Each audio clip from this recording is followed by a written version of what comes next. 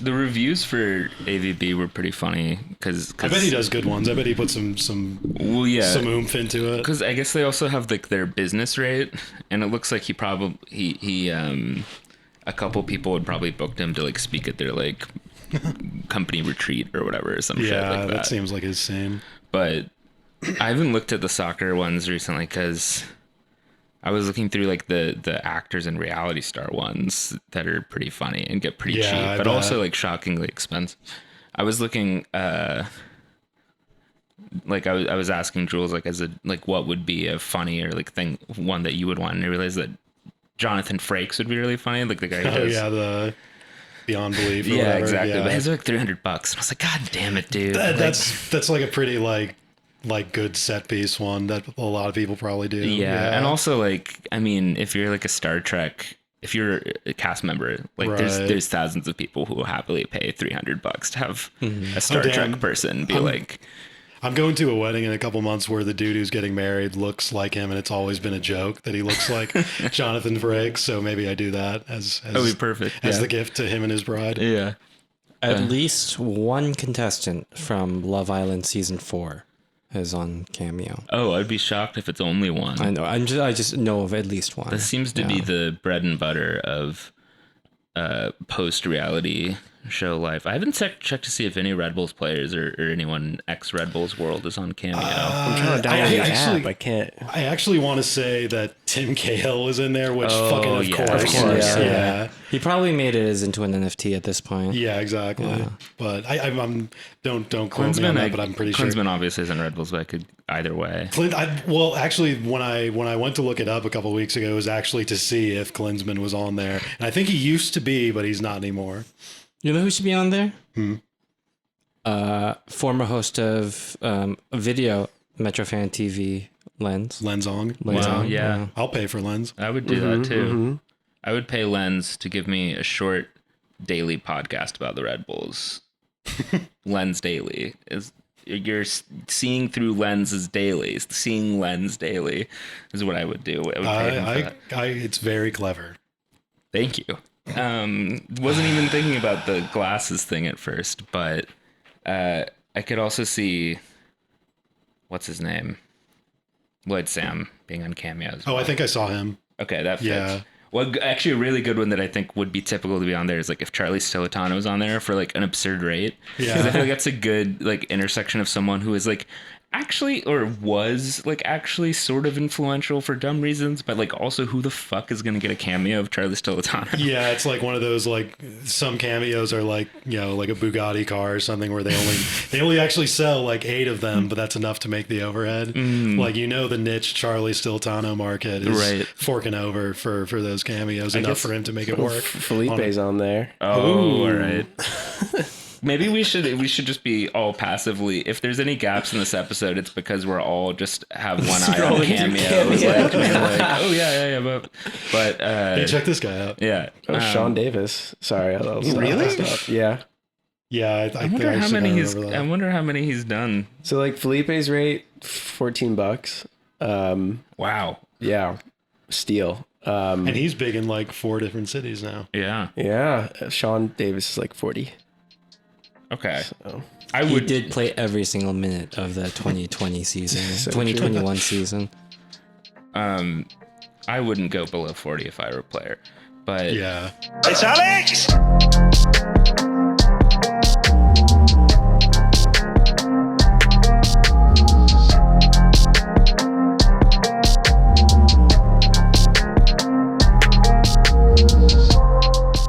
It's episode 202 of the podcast View from 202, and as we promised, we're finally ending the show because this week it is not View from 202, it is the Patrick and Lewis show.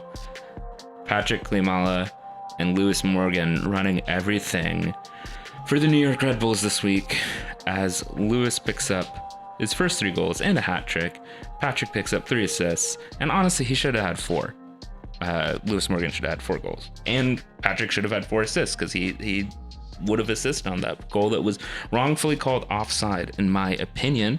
This is also the week that, you know, I think actually the blessed occurrence coming full circle is BWP has announced his retirement and his return to the club in a back office role to be elaborated in full. But the program, first and foremost for today's episode, is talking about this big win over Toronto in Toronto and our upcoming home opener on Sunday against Minnesota United at Red Bull Arena. It's just the four of us, Cork, Sam, Peaches, and Brit. How are you guys doing? How much did you enjoy the big old ass whooping that we put on Toronto? As expected. As expected. Yeah. What did you predict? You called 4-1 last week. Yeah, probably something. Yeah, definitely. I don't know. Did I actually? I don't remember that far behind, honestly. But I'm just. I will say, you know, I think the regardless of the specific scores, because really the scores are just a vehicle for just saying what kind of we feel more generally about the game when we do predictions. Regardless of the specific scores, I feel like last week there was a cautious sort of mood saying like, we're pretty good.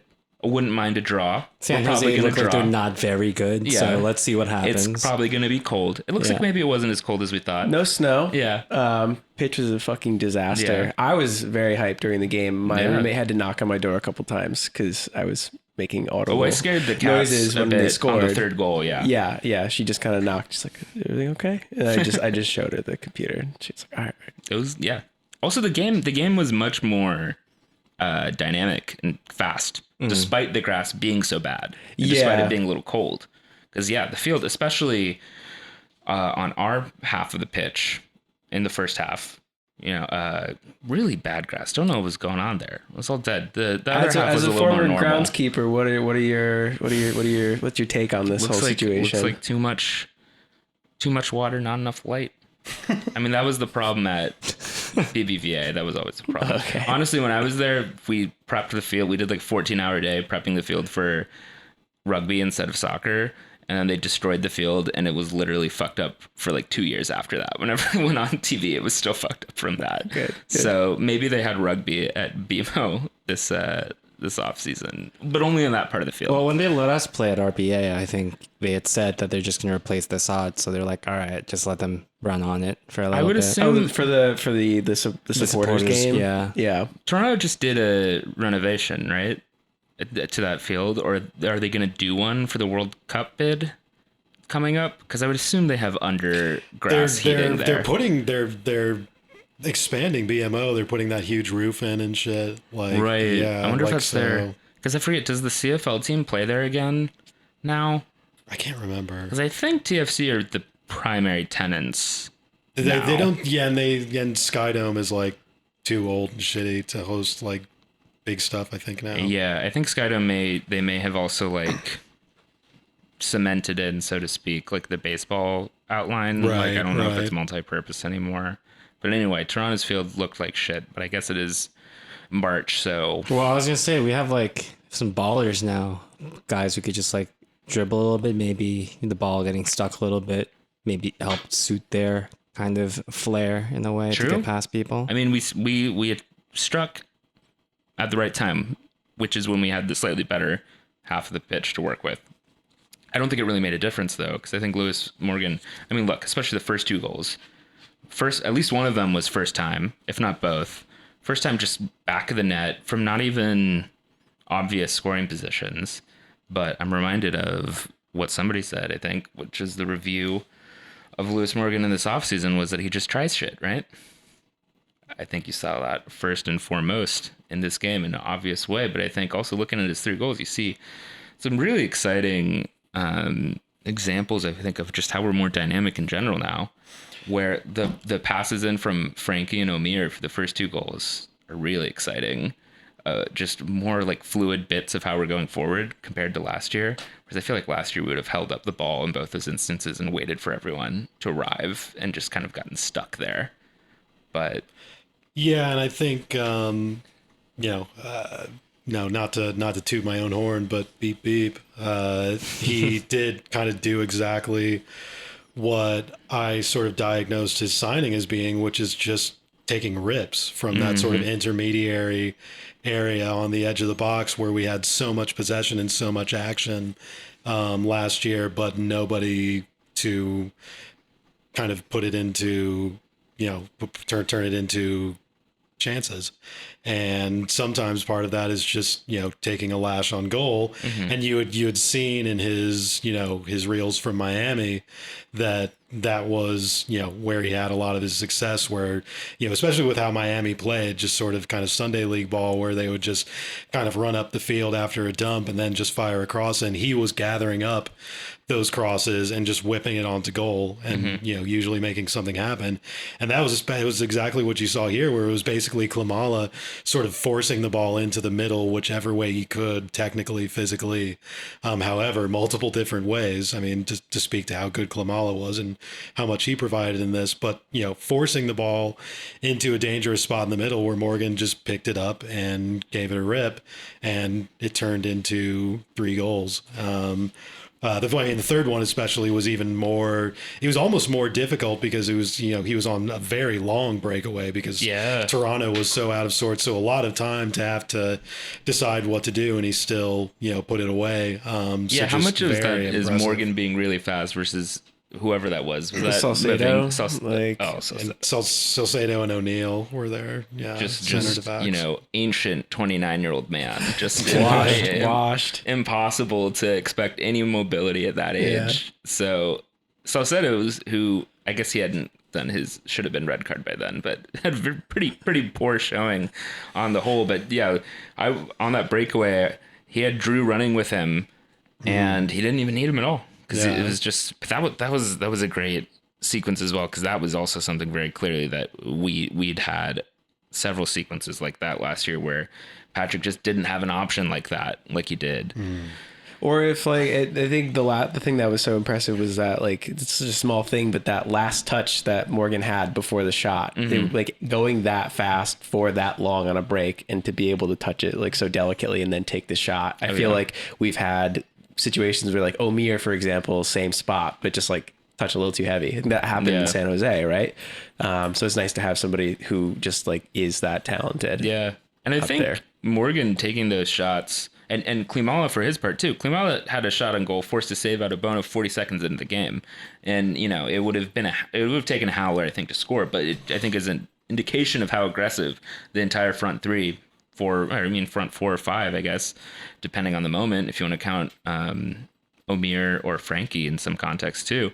They're being that aggressive from the onset and really forcing, I think, Toronto's defenders to be really nervous and kind of jumping on things very quickly and sort of panic defending, and at the slightest sign of a potential dangerous thing. I think you saw a couple moments as well where I think Omir had a strong game overall, but you did see the difference, I think, between Omir and Lewis Morgan, where Omir had 1 or 2 chances at the top of the box where he got there and he could have driven forward and taken a shot or gone first touch, but you saw that kind of more collecting, trying to pull back and make a decision that was more like last year as opposed to being more aggressive this year. That I was God, it really seems like having a player like Lewis Morgan is doing a lot for us so far, and we still have Lucanius on the way.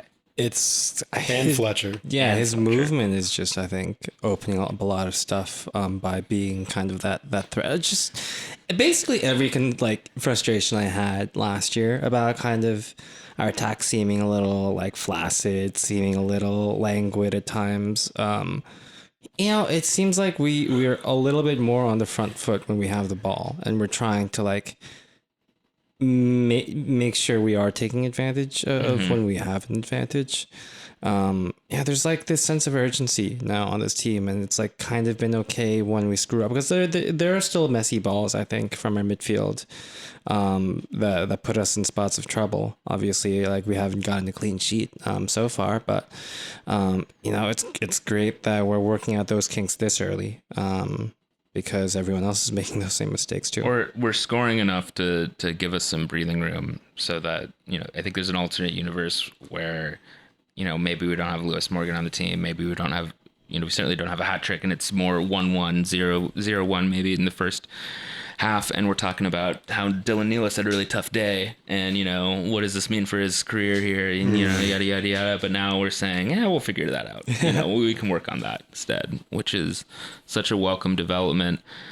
I think also in addition to just being more aggressive and dynamic, we seem a lot more two-footed, so to speak. I mean, Lewis Morgan famously very two-footed. We saw that this week. But I think Frankie as well. Also, like, I think especially in the kind of ball that he slid over to Patrick on the first goal, just like had a nice, was just very balanced and composed on the ball there, where he was able to do just a very simple feint. I'm sorry, I'm fighting Peaches' dog eating my mask. Peaches' dog is an anti-masker. Yeah, wow. All right, whatever. Have it. You look like an idiot. Is she gonna choke on that? No. Okay, I'll just let her have it then. You can have it. I'll give you a mask. Thank you. Anyway, Frankie was very balanced and composed there and was able just to, I think, especially compared to, say, Duncan and in some ways Tolkien last year too, where you knew they were going to try to slide something in on one of their feet. And you knew that it was just like a question of trying to get a little move off to find a little space. I think Davis is kind of similar too, when he did actually try to play a ball in.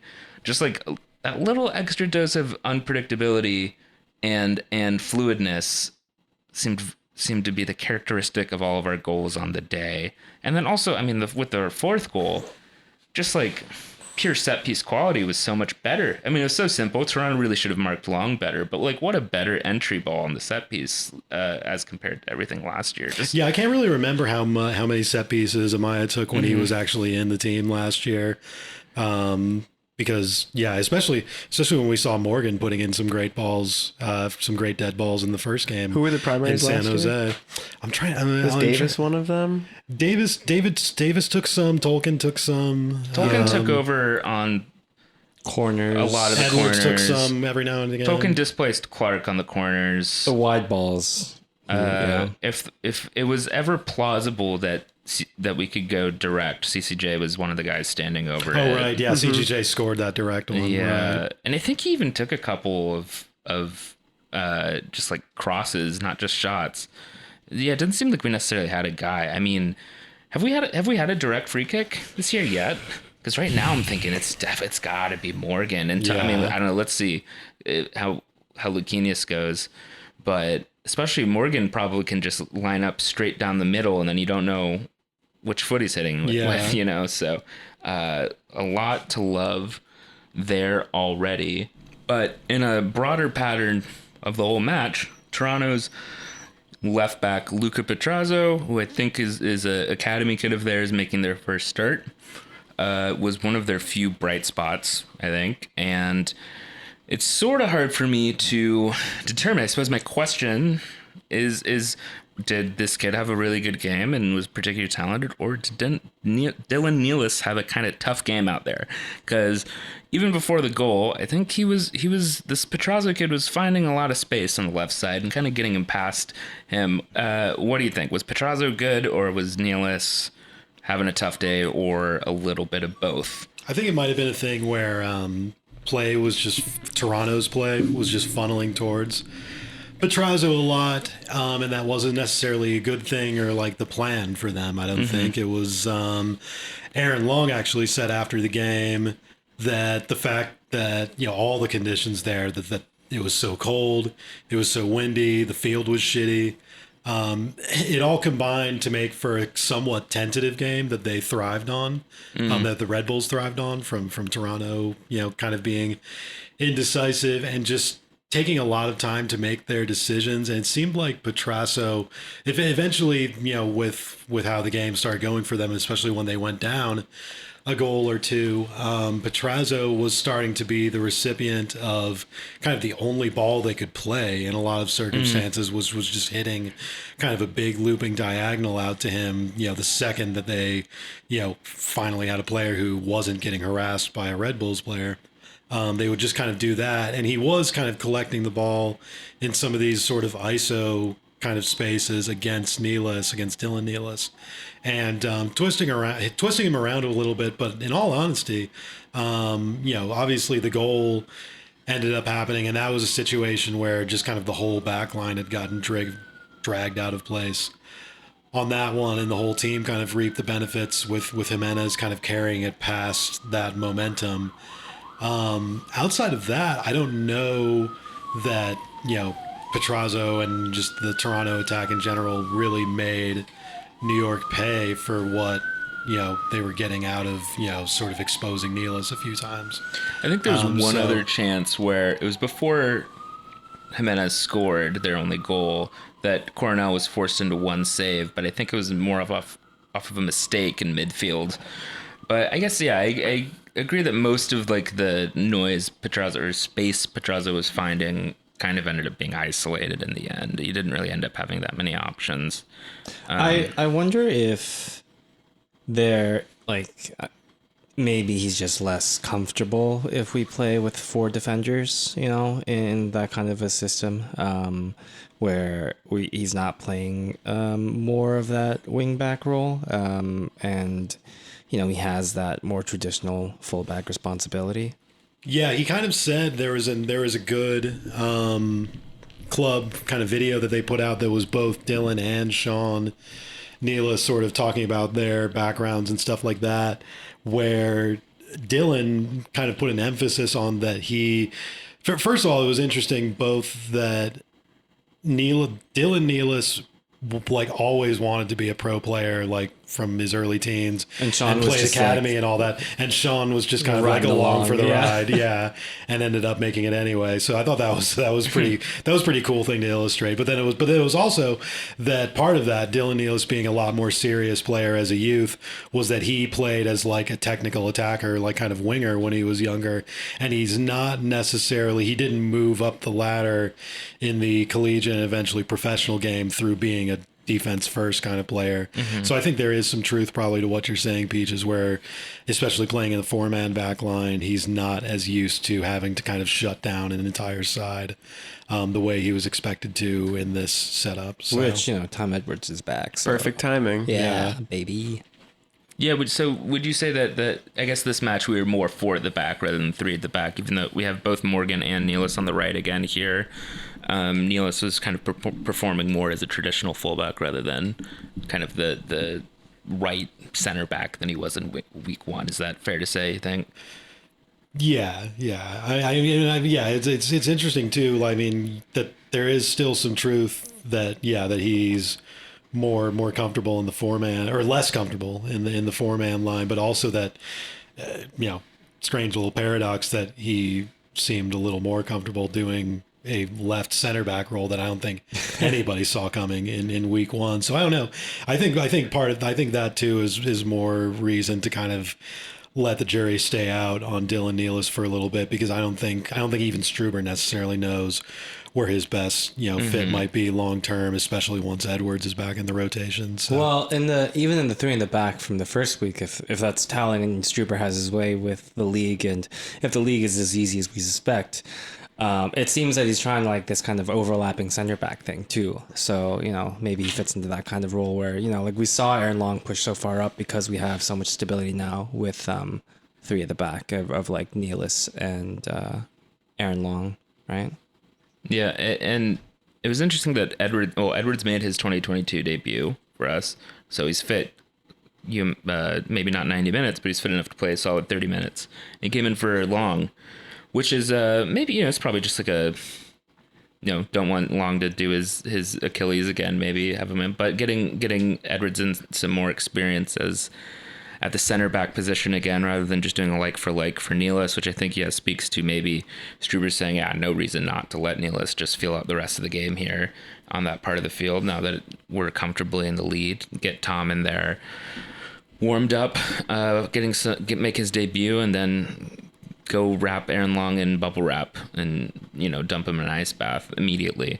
God, the beauties of having a first half hat trick just lets you do all of these things very, very easily. Should do it more often. I know. Why hadn't they thought about that? Yeah, they should really put that on the itinerary more often. If I were a striker, I would score so much. Have they just thought about shooting?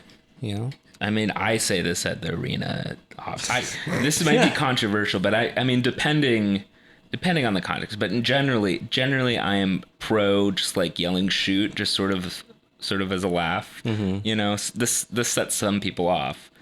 I mean, they've been they've been expanding the staff all the way up to BWP. Who's to say that they don't secretly have Ole Solskjaer as a consultant? I mean, you never know.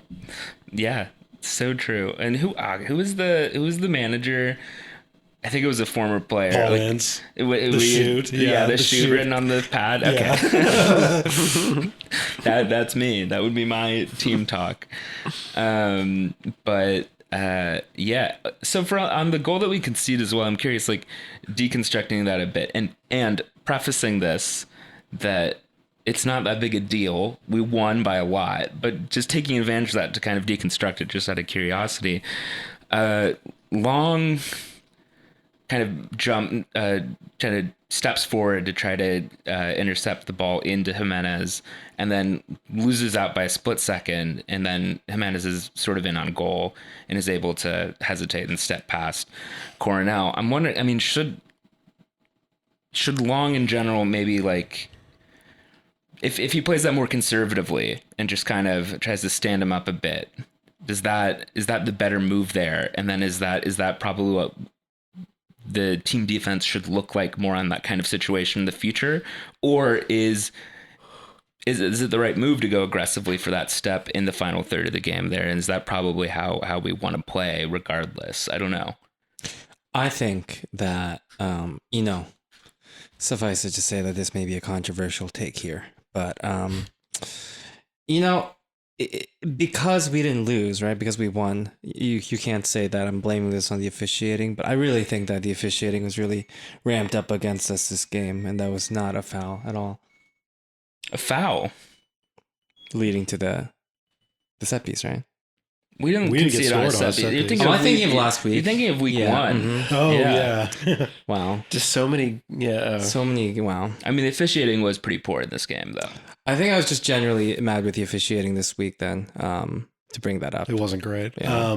Even though I like to listen to Clough's gospel. This shows my mindset this season. No, I'm just blocking out all this bad stuff that happens, only the good stuff that goes in. I think the goal was just sort of, I think you're right, Brit, that Long stepping and being aggressive is just kind of his, I don't know how much it's necessarily in its nature as much as it's just, years and years of playing in, Red Bull teams that, everybody kind of has to be on the front foot on defense, and that's all, kind of encouraged, and it's kind of the domino effect from the top of the field. I think it was just, Petrazo honestly just, took advantage of the opportunity he was in and put in a ball that kind of split everybody. And like I said earlier, it was kind of, one of the rare moments where that kind of stepping and that sort of aggressive, kind of ball hunting sort of led the team over to one side of the field. And then they were kind of flat footed once that ball came in and Jimenez picked it up and started skipping past everybody. It was all kind of written in stone from there. So, maybe it's a goal that just, the whole team in general is more turned on for and doesn't let the ball get to those areas if they're not, 4 goals in the lead. But, yeah. But also, and I'm remembering this week's goal now. But also, was it 2 goals, 3 goals? I can't remember. Whatever. I think we were only up 2-0 at that point. Yeah. But also, this is kind of like the typical issue with the Red Bull 4-2-2-2, right? In general, like how teams have always broken down. It's just like this is a matter of whether this team can be so oppressive that they just like win these games where, an occasional like really dangerous thing like that is either dealt with emergency defending or can be overcome by 17 counterattacks. Yeah, I said this on Twitter during the game where it's like that goal was sort of an example of why Struber and a lot of managers who play, Red Bull pressing, whatever you want to call it, style tactics, will kind of lean on a 3-5 man back line as a security blanket, just because it gives you an extra man to make up for everybody being so aggressive and sometimes getting pulled out of position. Just having, just an extra guy there, exponentially helps you in those situations, especially when, like we were in 2021, a team that wasn't necessarily firing on all cylinders on both sides of the ball. Just having that extra security is a big deal. But Struber feeling comfortable enough to leave that kind of security behind, especially on the road, and reaping the rewards is, can't help but see it as anything but a positive sign. Yeah. And I think, who did a great job tracking back during the goal as well as Frankie, I think was there, and he kind of picked up Petrazo after Nealis lost him a bit. What a great off-season signing, Frankie Amaya. I know, right? Where did this guy come from? But yeah, I mean, I think the only other moment-specific note I have for this game is that Salcedo definitely should have been sent off. Yeah, that was insane. I don't... Bizarre that the Toronto players harangued the ref while he was looking at it. I also don't understand why it takes so long. If the VAR is going to just recommend that the ref look at it themselves, why do they need to take 5 minutes to decide that? Just say, if that's going to be the recommendation, just tell them, okay, yeah, it's close enough that you should have a look at call it. Too, honestly. Yeah, right. You shouldn't do both. Like, review it yourself and then be like, gee, I don't know. What do you think? Just There were multiple moments. There was a little fight between Yearwood and a Toronto player, I can't remember, in the first half where the ref went to VAR to make sure he didn't have to give out a red or anything, and it took like fucking 10 minutes. Was that Osorio? Right. Put his hand on his face. Yeah. Which, that one was, maybe a little more forgivable than the Salcedo thing, but still just like, what is even going on? I'd never heard of this ref before. That was like the Kaka Colin thing. Yeah, the hand on the face. Exactly. Even though that was a joke. Like, and you guys... Also 6 minutes of stoppage time when it's 4-1. Come on. I don't know. I'd never seen this guy throw up a courtesy Rubiel Vasquez. Yeah. Like a mercy rule. Yeah. Yep. Come on. But yeah, my only remaining global notes for the game is like, I mean, if you want to see a team that is starting from scratch and just figuring out how to play together and starting over in the way that, the most doomer interpretation of Struber's quotes 2 weeks ago were like, look at Toronto FC, especially in the second half for them trying to string things together. Total strangers, Yeah, I mean, talk about a difference between starting a rebuild that way and starting a rebuild the way the Red Bulls did last year. I mean, the Red Bulls, only against New England, who was literally the best team in the league, never really got broken open at any point and put a lot of young players in a good position to not get embarrassed and not have their morale destroyed. Whereas this Toronto team has these like teenagers out there just getting wrecked. Like, I don't know how that helps anybody, but later in the day, if anybody you would give faith to, it's Bob, but we'll see how it goes. Yeah. I mean, I think I assume they'll get better, but like that's what a team who is making it up from square one looks like, know. And by comparison, we look like a team of guys who've played under a manager for at least a year together. Look like, And I think one thing that I didn't say from week one that I meant to was that we also just look so much more mature. I mean, we just look like a team of like professional soccer players this year compared to last, just the way that we're knocking around and staying fit. And which even more evidence that Gerhard Struber was full of shit. Yeah, that press conference. I mean, maybe it's just. I mean, it looks more likely that it was just like failed attempt at mind games, or maybe it was successful. I don't know. It's fucking us up. So yeah, but lo and behold, the simplest explanation seems to be that the team looks good and is good so far, and it's certainly taking advantage of everyone else being rusty the first month, which I love to see. I love to have 6 points, goal differential of 5 or something already going into week 3 before we've even played a home game. I mean, it's goddamn Austin fucking it up. We could have been right? first going into week 3. Well, I was about to say I was, I think, maybe combining a little bit of my impressions of Toronto, Miami, and to Toronto's credit, they're not as bad as Miami. That is, they actually have less excuse because Philip has been down there for a bit, exactly. And Philip was talking all offseason that like, I finally got it figured out now. I know. Starting Breck Shea at center back. There. Is that what they're doing? Yeah. Oh my God.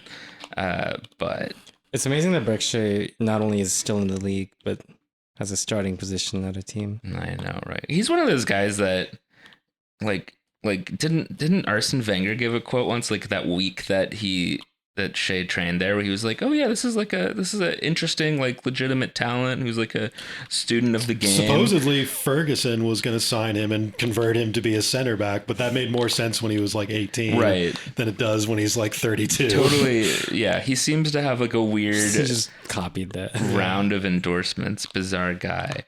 But I don't know, folks, the grass looks like it's pretty green over here so far. Knock on wood, going pretty well. Also, the fact that Klimala didn't get, have his leg shattered by that horror tackle from Salcedo feels like a break in our direction, because it feels like if that happened last year, that's how that would have won. But yeah, any other notes on 4-1 victory over Toronto before we turn to our home opener this week? Perfect. So, first time back at the arena. I mean, have you been to the arena for any reason in the last months that we wouldn't have? I have not. Not that I'm just kind of racking my brain. The supporters group scrimmage game was during the season, right, Peaches? It was like during the postseason, but after we got knocked out. So you've been there the most recently. Right. Of all Oh of us. yeah, I played there the most But recently. like, it was pretty recent compared to the last game we were there. Because I'm thinking that maybe I'm going to walk out of the pass station and there's going to be a whole new fucking building or something there. I feel like that's happened the last couple off seasons. Kinda, yeah. I'm kind of expecting that too. Maybe that'll be the case. Maybe we can. Supposedly, there's I don't know how much concrete they've like announced or whether they're just waiting for stuff to be a surprise. But there's been little like tidbits here and there that they've renovated stuff in the arena. So Oh, really? We'll see. Yeah. There are some. I mean, I think this is a good opportunity to just sort of talk about match day experience a bit. I think just in general as we preview this game, because I think Red Bull Arena is beautiful, pitch wise, views wise, soccer atmosphere wise. But there are some things that could use some updating. There's only so much you can do about like the walk from the train to the arena. We can't make the financial crisis not happen. Again, otherwise that would have been developed earlier. But, I'm cautiously excited if they've been doing some reno in the stadium, especially because the weirdest area to me remains that area, like the lower level, when you That first asphalt walk in. area concourse on the bottom. Yeah. There could be a lot of stuff done with that. But. Yeah. But I'm looking forward to be back. I still need to buy my ticket. That's where all the biker gangs with the leather jackets at RBA hang out. Oh yeah, And the concrete concourse. famous. I mean, it's weird that area is like, for away fans, that's the area they're probably most familiar with of RBA, which is funny because it's like spent zero time down That's true. there. I've never considered the away experience at RBA before. I know, it must be weird, but I'm hoping that, God, are we still gonna have the stadium host this year? Probably. Yeah. I hope that stuff gets reeled in a bit. It's gonna be nice to be back in 202 though, kind of just taking in the view. And that's the name of the show. Whoa, it's the 202nd episode. But and it's a good opponent, I think, to start our home campaign against, not because Minnesota are that bad, but just because I feel like it's nice to have just like a sort of whoever generic whatever team, I think I'm pretty sure Minnesota was who we were supposed to play next when COVID happened. So that's kind of, that sounds right. Yeah.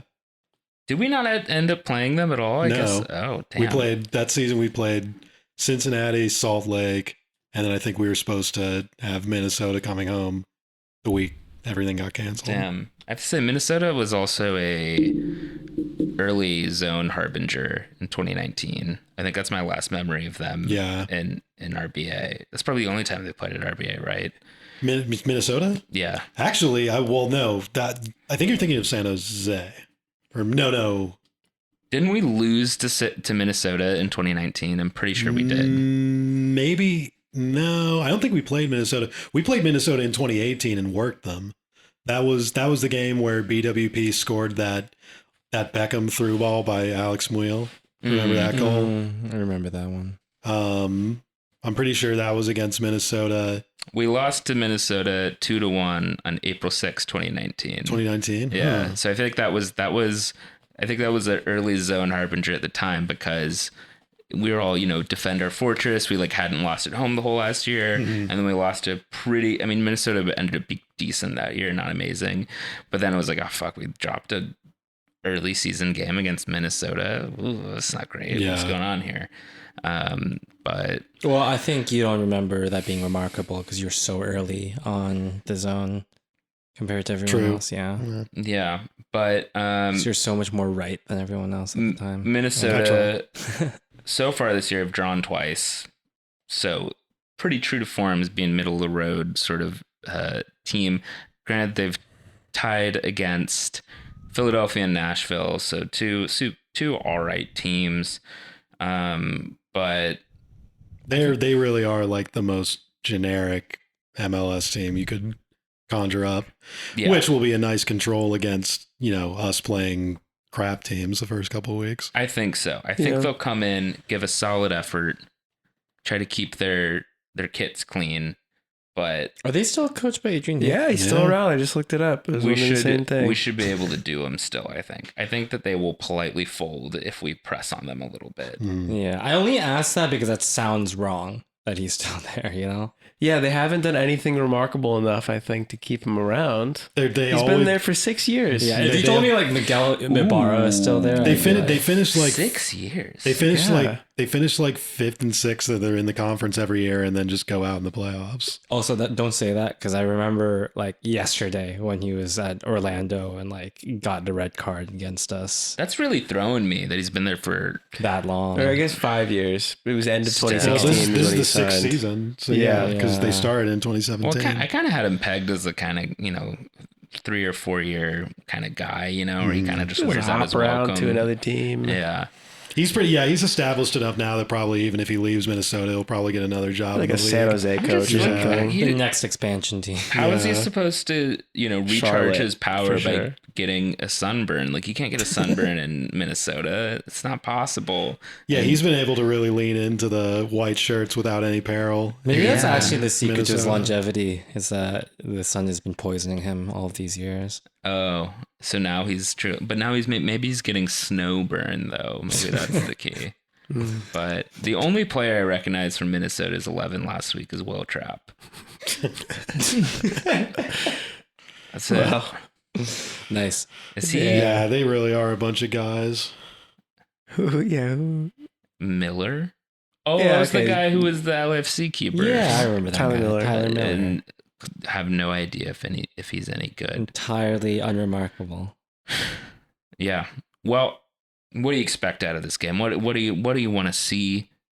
We've been promised that there is a chance, a very solid chance that either Ashley Fletcher or Lucchinius is in the 18 on Sunday. Ooh. Unclear whether that means both, just one. I don't know. But what would you like to see? Just put Lucchinius in for Omir, I think, and then just play everything the same. That's okay. That's a good quick because last week CCJ was hurt with a knock.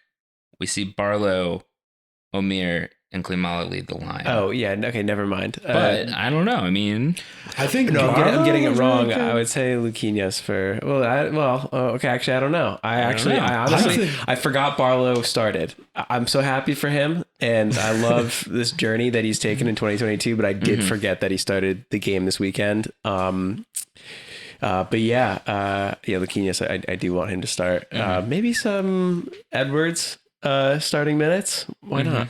Yeah, I think that could be a good shout. Edwards coming in for Dylan Nealis, maybe, because I think we are going to see the 4-4-2 again, 4-2-2-2, whatever.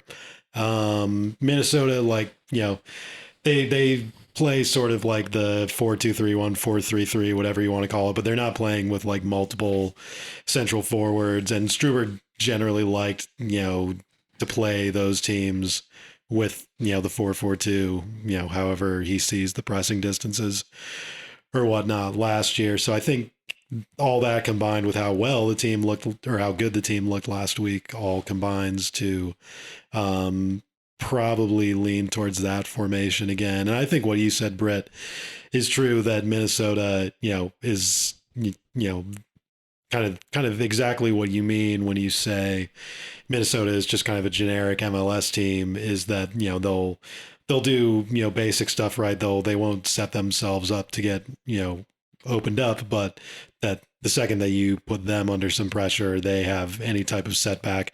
They're not the sort of team that's going to have an answer for that. So I think that if we're playing our game, especially at home, I think it's going to be especially with the BWP news dropping a couple hours ago. I mean, the reaction to that is pretty euphoric. I mean, the vibes couldn't be much more positive right now. Morale couldn't be much better. I think there's going to be a really good environment, good atmosphere in the stadium on Sunday. And, it'll be up to the team to sort of just, keep their heads straight and, turn it into another win. Can we talk specifically about BWP having a role with the club yet? We haven't talked yet, but I guess it's cool. It's cool. Give us the exposition though, because I understand he's joining the club in a scouting role of some sort, right? Yeah, I mean, it came out that he's going to be doing. First, it came out from 90 Minutes, the 90 Min publication, that he's going to be in kind of a recruiting role, and then just some sources saying that he is going to be. He's not going to be head of sport like that article speculated, but that he's going to be in the mix somewhere. And it's exciting to see. I mean, he obviously announced his retirement. I don't think his family ever really. I don't think they set up shop in like LA or Columbus or anything. So it should be pretty intuitive for him to come back into the fold, and looks like it's going to happen. So I wonder if he's going to be in the house on Sunday. If BWP were here the whole time, we would have had Ivan Toney already. Is there a connection there? Well, he's just lower league England. Yeah, I mean, I sort of just got done writing it up for OAM that Brad has talked about. It's kind of been a long-term kind of theme of his career and interest of his, is just how it's just such a better move for so many guys and some of the kind of churn of the English leagues to come over and maybe have greener grass in MLS. And you've obviously seen Drew Yearwood settle down here. Tom Edwards is back and thriving, and hopefully what a BWP recruitment scouting role whatnot will result in is a lot more kind of Ashley Fletcher type transfers. Obviously, Thelwell, part of Thelwell's hiring and a big part of his work here was setting up a pipeline between UK talent coming here, and it was something that we kind of talked about in OAM over the years, and just kind of seemed to be maybe a little bit of the angle that Red Bull was working in bringing Thelwell in, was that they basically wanted to, instead of doing Red Bull England or buying Red Bull Swindon or whatever some of the possibilities were over the years, instead let's just funnel some of these top British players we have our eyes on into New York. And seems like a pretty good workout for us so far. So we'll see how it keeps going. Yeah, and maybe BWP is a big part of that going forward. And now when Dietrich Mateschitz buys, is that how you say that? Yeah. Okay. Fucking change it. So when Mateschitz buys Chelsea FC, we can become the new Vitesse.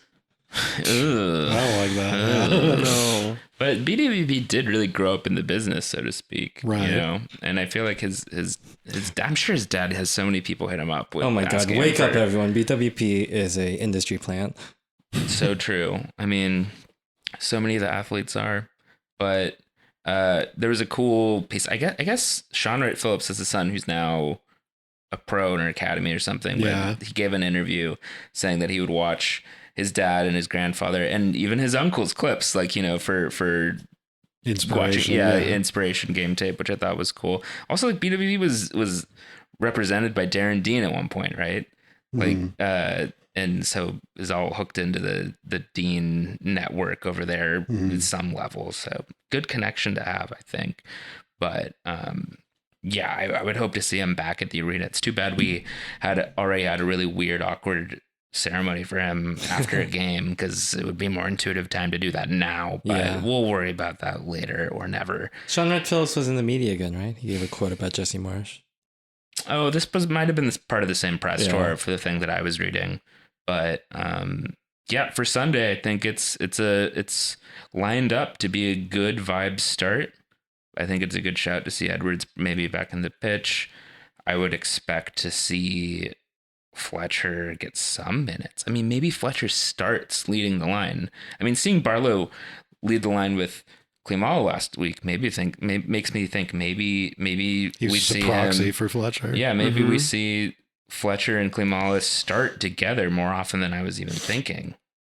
Could be. I have to assume that Morgan's going to be on the pitch absolutely no matter what. I'll believe it when I see it with Luquinhas, but the rest of that I think looks really solid, and I really hope that we can get another 30-ish minutes for Edelman or something so that he just gets some of his sea legs in, because I think the Drew and Amaya pairing is looking really well, but I would love for Edelman to kind of get fully up to speed just as some extra coverage on that part of the pitch. Our academy boys are really nailing their performance incentives on their contracts this season. Serge got another appearance, and although not an academy player technically, I think Zach Ryan got his debut, right? Mm-hmm. So really sprinkling those guys in. Zach Ryan technically is homegrown, so he just happened to go to college. Yeah. Okay, so he did the Etienne route. Yeah, exactly. Although Ryan, it was kind of weird with Ryan at the beginning of the year because he did the full, he was a redshirt 4-year guy at Stanford. So he's already like 23, 24.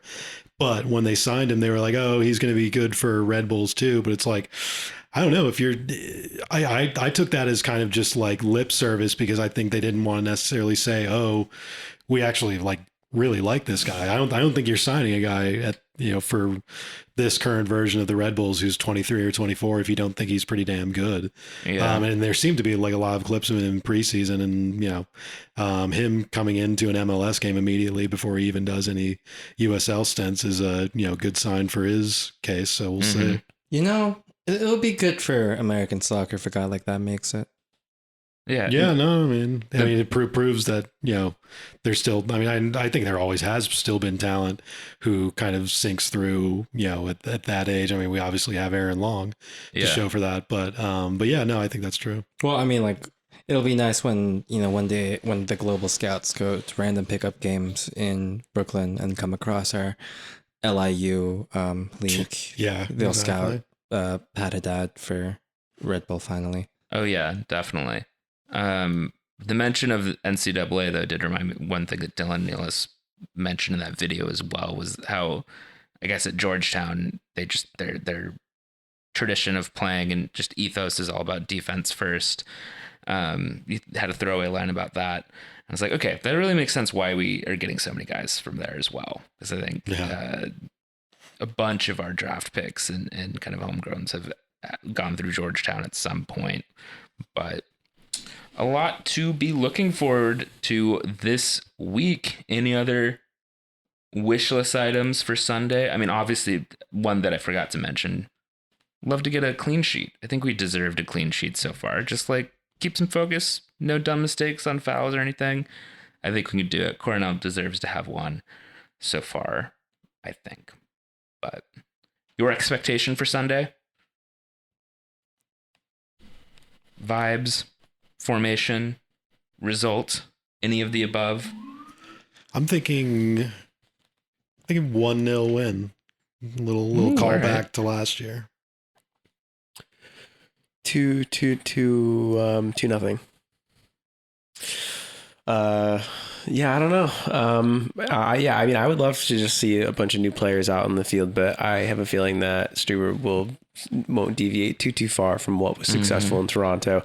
We might see some late appearances from Luquinhas and Fletcher, but I would like to see Edwards start and have Morgan decidedly as a midfielder and not on the back line in a 3-5 capacity. All right. My prediction is I will see a bunch of friends I haven't seen in a long time and enjoy a soccer game in person and watch my favorite team play soccer and hopefully we'll win. Oh, good. I was wondering, like, with the Luna situation, like, if you're good to, like, leave the house for, like, long periods of time. She doesn't really have separation anxiety, it seems. Okay. I've been, like, working outside just to test the waters and watching on her. Oh, you got the cam too, right? Well, no, I think you can bring her if you want. It's fine because now we know that she'll just cling onto my leg the whole time. She'll fit in a clear plastic 14 by 14 bag. Yeah, like we all have one of those. Yeah. I like how they send that out. Well, actually, Empire Supporters Club sent it with their membership package this year. So ESE members have a clear plastic bag. I did not enter my new credit card info for that, so I don't have one. But I hope that you know, usually when we actually predictions, I joke that we have naturally jinxed them. And if your prediction has been jinxed now, then we're fucked. If that means the game didn't happen, you didn't go, like, you know, we didn't win, they didn't even play. You didn't see any of your friends. Yeah, That's true. It's a whole world of possibilities. You know, there. the best bad case scenario here is that just something happens to me individually. That's true. Sure. Okay. Yeah. So, you know, now that we've run all the permutations, I can say just that I'm gotta hoping for that. Root for a catastrophic thing to happen to me specifically. I'm feeling, let's go 2-0. Let's say, I feel like there's going to be a goal from an unexpected source. Let's say Frankie or something like that. We've been spreading the goals out a lot. I'd love to see Patrick get another goal. Oh, I didn't say my prediction. I thought, okay. Yeah, I think we're going to win 7-1. We're on like a Fibonacci sequence type of thing with the goals. We just add them up every week. It's not like one more. We add them getting up. out of hand. By the end of the season, we're going to be at like 30,000 to 1. It's going to be crazy. Yep. Perfect. Here you have it. 7, 2, 1, 1, 2. Red Bulls win. Red Bulls win. Last week. Hopefully next week too. See ya. Alex!